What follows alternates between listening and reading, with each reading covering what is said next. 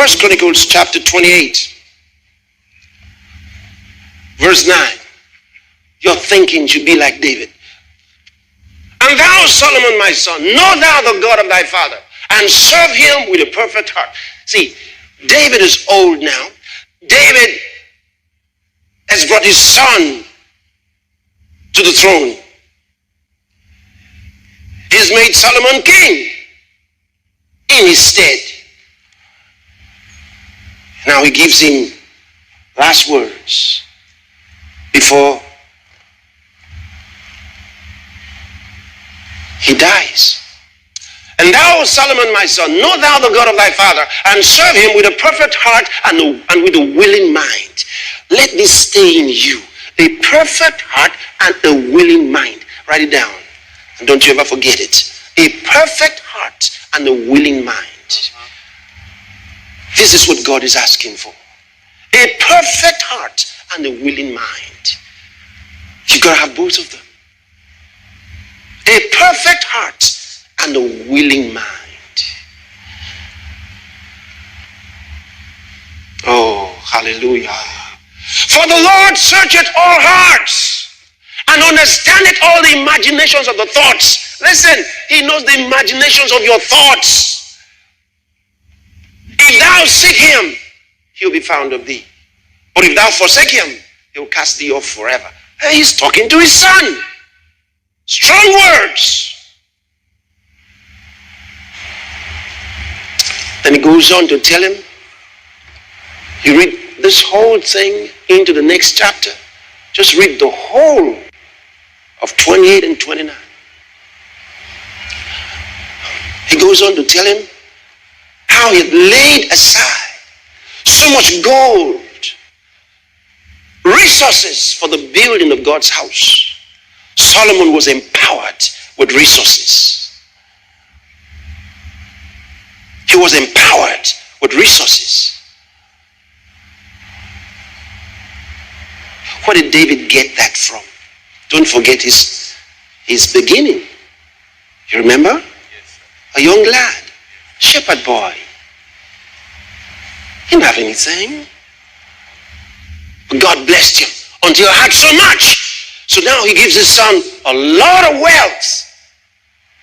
And Solomon ascends the throne and multiplies the wealth. He multiplies the wealth. He was so powerful. Wisdom without money, not good. That's what the Bible tells us. It says wisdom without money, not good. A man with a powerful message, an important message, without the resources, not good. Not good. Not good. I tell people, you know, the Lord gave me an important message. A very important message. But he also gave me the resources to prosecute the vision. That's what he did. And he gave me a mind that knows no fear. Very important. A mind that is resistant to doubt. Yeah, it is important. When it comes to money, I'm like a child. I'm like a child. I don't think about how much it is, where it is coming from. I don't have that kind of thinking. Because that's the way I was when I started. I was a child when I started. I didn't know I needed money. So I was doing what I was doing. I didn't know I needed money. I didn't know that it cost so much. But then it was coming. Whenever I needed it, it came. So as I grew up, I refused to be a man in money. I wanted to be a child with it. Because I found out children have no problem about money. Men have trouble with money. Children don't. I remained a child with money. If you don't think in that dimension, money will hold you in bondage. You find that you want to do something, you are calculating like this, and then when it comes to God, you don't know what to do with God. You're thinking how much you're going to give him. What?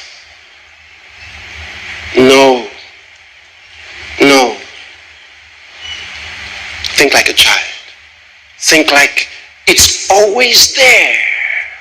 Think like it's always there. Think like it's in abundance. Think like that.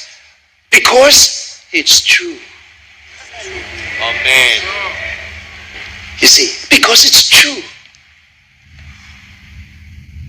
Pastor Chris, does it happen to you sometimes like you want to think the other way? Of course, the thoughts try to hit me.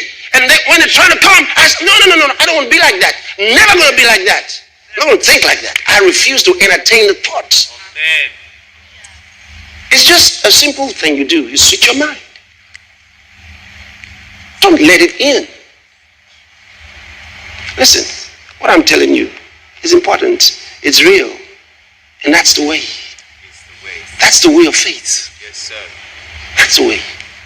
Otherwise, you'd find that what you said Jesus did for you, you are working so hard to make it happen. I tell people, your job, your business is given to you as a responsibility, a way, a medium to bless the world. Don't see it as your source. Otherwise, it'll destroy you. You see that becomes your value. It becomes your value. Then it becomes your driving force.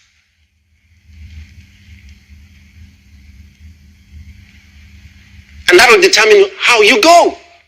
So when there's a better offer, you move. And if things are happening, you move. Another offer, you go. So you might move 5 times in 2 years. Why? Because there was a better offer. And then while you were there, maybe things happened and then a downturn. And so you had to quit. You see, it's this way and that way. You know, you try to God. So look at what's happening with you.